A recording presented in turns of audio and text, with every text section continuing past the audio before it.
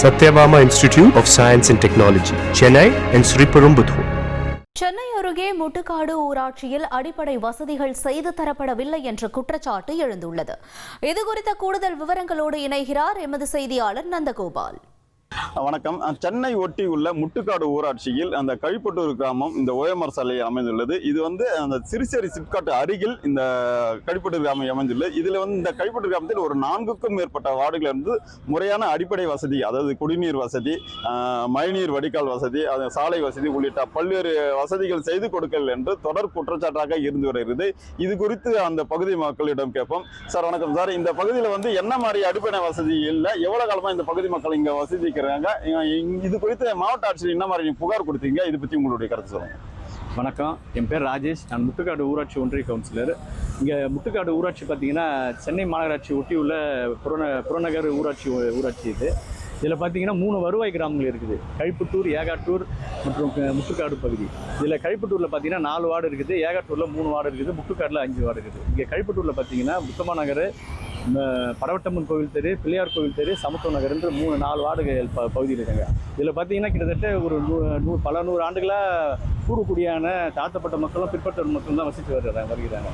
அவங்களுக்கு அடிப்படை தேவைகளான குடிநீர் வசதி, சாலை வசதி, மழைநீர் வடிகால் வசதி, கழிவுநீர் கால்வாய் வசதி போன்ற வசதிகள் எதுவுமே அவங்க இந்த ஊராட்சி மன்ற தலைவர் பொறுப்பேற்ற 4 வருட காலமாகுது. இந்த ஊராட்சிக்கு ஊராட்சி மன்ற தலைவராக திருமதி சங்கீதா அவர்கள் பொறுப்பேற்ற 4 வருட காலத்தில் எந்த வளர்ச்சி பணியுமே செய்யல.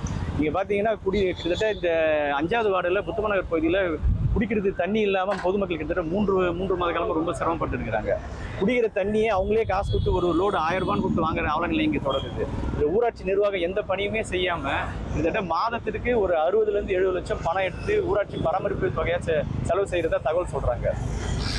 எந்த அடிப்படையில் அந்த பணத்தை எடுக்கிறது இவங்களுக்கு யார் அதிகாரம் கொடுத்ததுன்னே தெரியல. வறட்சி பணியான சாலை வசதி கிடையாது. இங்கே நான் இருக்கிற 4 வார்டுலையும் சரி, ஏகாட்டில் இருக்கிற 3 வார்டுலையும் சரி, முறையான சாலை வசதி இல்லை. சாலையில் தண்ணீர் தேங்கி காலையில் பள்ளிக்கு போகிற சிறுவர்கள் முதல் வேலைக்கு போகிற பெரியவர்கள் வரை எல்லாருமே பாதிக்கப்படுறாங்க. ஒரு சில இடங்களில் பார்த்தீங்கன்னா கால்வாய் முறையாக சுத்தமாக கால்வாயே கிடையாது. அதனால் தண்ணி ரோட்டில் தேங்கி சாக்கடை மாதிரி அவங்க வீட்டு வாசலில் நிற்கிறது எல்லாரும் புகார் சொல்கிறாங்க. அதனால் அந்த தண்ணியை தாண்டி தாங்க நாங்கள் போகிறோம், இதனால் எங்களுக்கு காலில் தோல் அரிப்பு நோய்கள்லாம் வருதுன்ற மாதிரி குறை சொல்கிறாங்க. ஒரு சில இடங்களில் கால்வாய் போட்டிருக்காங்க, அது சரியான பராமரிப்பு இல்லாமல், மேல் மூடி இல்லாமல் சாக்கடை தண்ணி சுத்தமாக தேங்கி போய் கொசுக்கள் முட்டையிட்டு ரொம்பவும் அசுத்தமான நிலைமையில் இருக்குது. அங்கேயும் அதிகமான துர்நாற்றம் வீசுது. அதுக்கப்புறம் பார்த்தீங்கன்னா திடக்கழிவான பார்த்தீங்கன்னா குப்பைகளை முறையாக எடுக்கிறது இல்லை. வாரத்துக்கு ஒரு நாள் தான் எடுக்கிறதா சொல்கிறாங்க.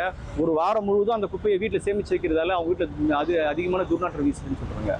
குப்பைகள் எடுத்து போயிட்டு இவங்க கழிப்பட்டூரில் பக்கிங்காம் கெனால் பின்புறமாக கொட்டிடுறாங்க. கொட்டிட்டு முறையாக என்ன பண்ணோம்னா மாதத்துக்கு ஒரு முறை ஆப்பூர் மாவட்ட குப்பை கிடங்களை போய் கொட்டணும். அதை மாதம் இவங்க செய்கிறது கிடையாது.